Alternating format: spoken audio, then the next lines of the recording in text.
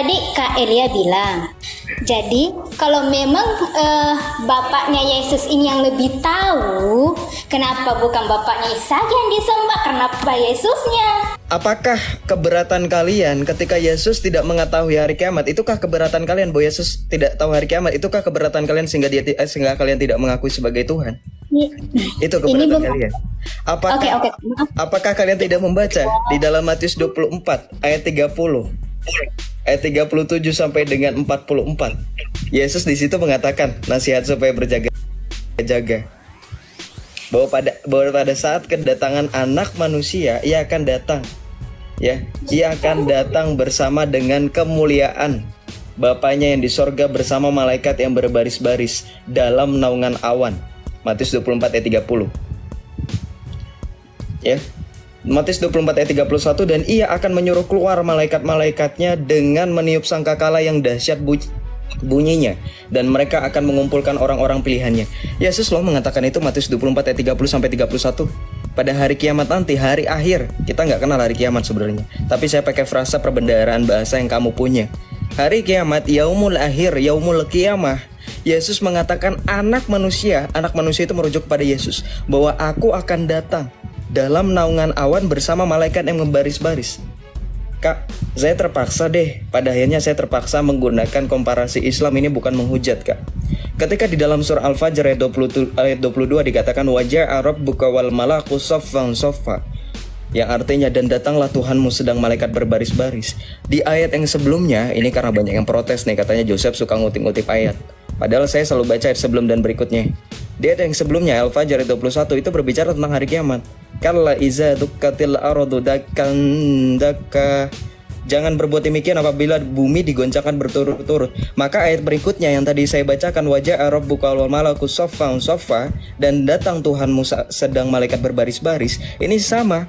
Ketika hari kiamat nanti Allah akan datang bersama malaikat baris berbaris. Kenapa bisa kebetulan Al-Fajr ayat 21 sampai 22 ini bisa punya kemiripan dengan Matius 24 ayat 30 sampai 31, bahwa anak manusia akan datang dalam naungan awan bersama malaikat berbaris-baris. Jadi sebenarnya keberatan dari kakak itu sebenarnya sudah terjawab sama Bro Elia, Bro Johan, dan saya sudah mengungkapkan bahwa Yesus sebenarnya bukan tidak tahu, tetapi untuk apa hal itu diketahui oleh manusia. Sekarang gini logikanya, Kak. Andai kata Yesus tahu hari kiamat, Petrus, Paulus, Thomas, Filipus, hari kiamat itu hari Jumat ya, jam segini, tahunnya segini. Kira-kira menurut kakak hal itu masuk akal nggak? Nggak masuk akal. Kenapa? Allah itu bukan seperti peramal, bukan seperti cenayang yang harus memberitahukan terkait tentang hari kiamat. Itu misteri ilahi. Dan ketika itu diketahui manusia akan terjadi huru-hara. Dan saya pastikan itu tidak masuk logika. Karena apa?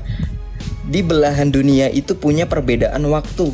Ketika dikatakan misalkan hari kiamat di hari Sabtu jam sekian, tanggal sekian, belum tentu belahan bumi yang lain itu sudah masuk hari Sabtu. Masa iya hari kiamat itu nyusul season 1, season 2 terus nyusul gitu kan, nggak mungkin.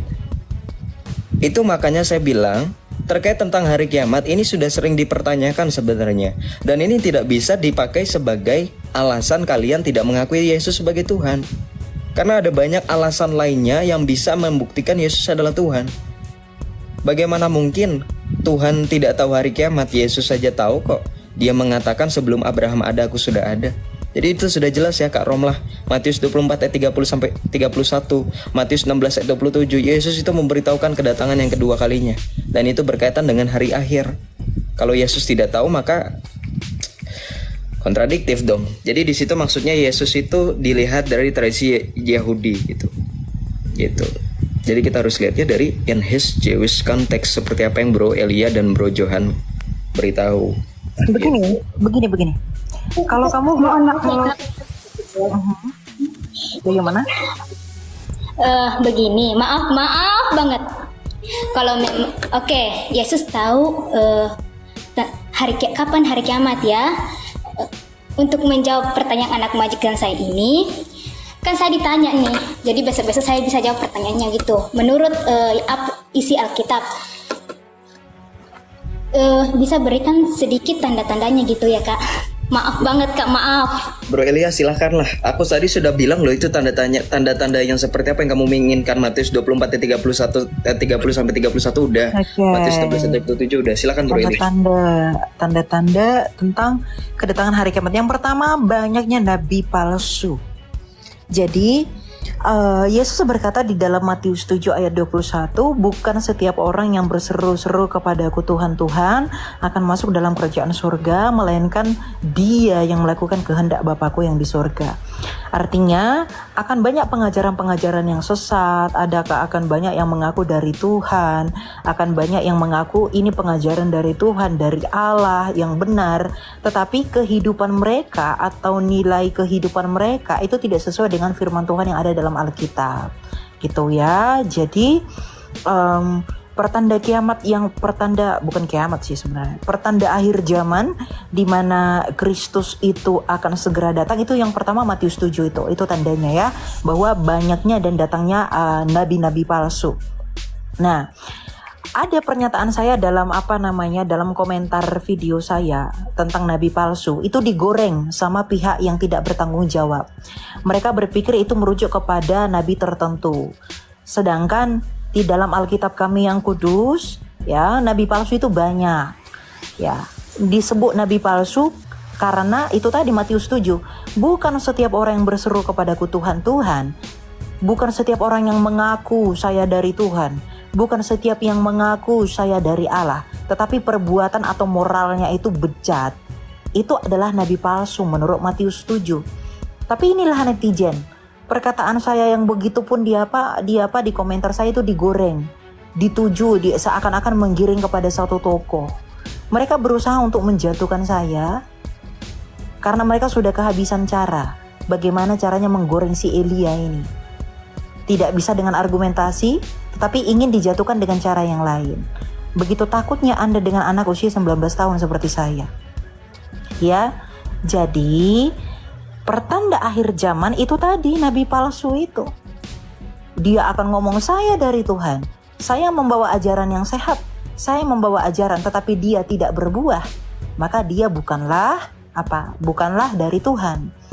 Karena Yesus berkata dari buahnya lah kamu mengenal mereka.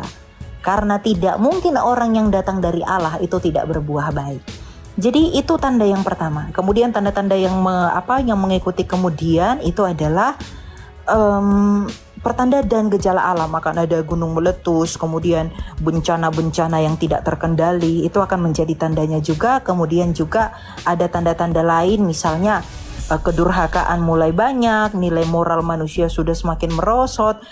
Tampilnya sang antikristus, yaitu antikristus yang menyatakan dirinya, yang menentang Yesus Raja Mesias sebagai Mesias yang sejati, di mana nanti antikristus ini akan dianiaya.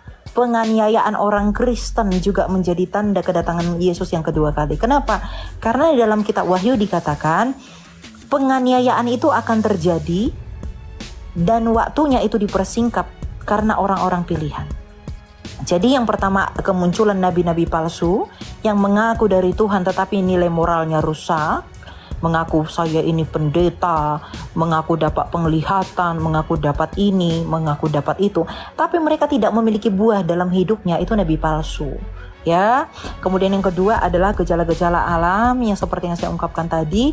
Kemudian yang ketiga adalah itu sang antikristus menyatakan dirinya, di mana antikristus ini akan melakukan penganiayaan kepada orang-orang Kristen. Apa kata Yesus?